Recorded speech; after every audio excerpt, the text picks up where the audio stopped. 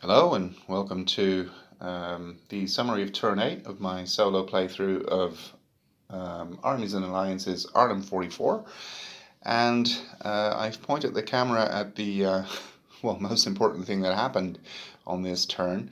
You won't believe it, but actually during the movement phase, the Allied forces made the supply route open again by moving some units around, moving them out of a German ZOC and then moving them back into it in another place. I suppose you could even do it into the same hex, I suppose, but of course that wouldn't solve much. But anyway, I did it in such a way that I moved out of a certain place and moved another unit back in so as to make almost a continuous trace. And so actually, by the end of the movement phase, the Allied movement phase, all Allied units were again in supply, but as you can see, they are not now. Well, how did that happen? Because of this German reinforcing unit. And it could enter the board anywhere between this hex over here, and I believe it was here. So it entered here and simply moved into the village of Ulenrode, which means that the whole Allied supply was completely blocked. So again, so obviously I should have done something to prevent that, and once you know that the Germans actually do arrive there on turn 8, of course you will keep this better protected, but I didn't in this case, so that caused everything to be out of supply again. During the Allied combat phase, they actually managed to do some attacks, which I'm showing here with the yellow cones, and at that point, because you redetermine supply when any individual unit performs combat. So this German unit was actually destroyed. I put it face down so as to denote that it actually got destroyed. What happened here? Some orange things I wanted to show you. This orange one simply meant that some units moved around and the road was, the road was opened again, so to speak. Here, some Allied units moved around so as to prevent a German ZOC. So this German unit was not able to move into this hex on their own movement phase because they would have been moving from one Allied ZOC right into another. So this one actually came from here. So that's also a way to do it. You can actually also prevent the Germans from reaching the road. And I believe on the previous turn it had a ZOC here, but since an Allied unit moved into it, that negates it for the purposes of supply.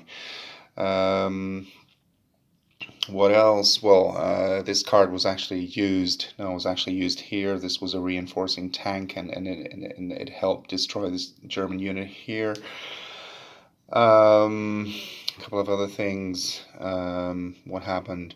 Well, these units were attacked, but I don't think too much happened because it was just these two tanks, perhaps with the support of one or two artillery at the time, but the Germans probably used this artillery as well. Not quite sure, but anyway, not too much happened because these units are still here. Over here, the Allies attacked too into the city hex of Nijmegen again, but again to no avail. That is, they only lost a step themselves. Again, 2 infantry defending a town, and of course now there were also artillery units participating. There was still that recon unit participating. So that's incredibly difficult to dislodge. And at the time, they still had these units participating in it.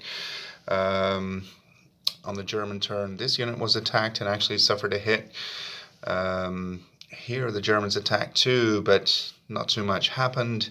Again, with artillery support, but not much happened. What else? Well, here, certainly worth mentioning as well, the German units are really creeping towards the Allied drop zone. This unit suffered a casualty and then retreated, or maybe it didn't even suffer a casualty, but it retreated right away. I don't quite remember. Which they could have done, I suppose, depending on the number of hits, but they also had some artillery support here from this artillery unit and that one. And I believe they had to take a hit, that the casualties were such that first a hit had to be taken and then they had to retreat. So the drop zone is really in dangerous, really in a very precarious situation here. And the Germans played this card, but they didn't really need it at any time because the hits didn't improve. So, for instance, they scored perhaps like 12 hits, so adding one to it would have been 13, so they still would have been in the same column, and that happened all the time. So I guess it wasn't much use. Yeah, as I said, the Allies played that one, and apart from that, neither side had really any cards that really made sense playing. So that's why I didn't do it. You can always pick one, I suppose, but many of them didn't really make a lot of sense. So what is the preliminary score? The Germans have 38, so that's 10, that's another 10, that's another 10, 30, 38. And the Allies have 19 at the moment, so things are looking pretty bad for them. And well, that brings us to turn 9. Thank you again for watching, and see you at the end of turn 9.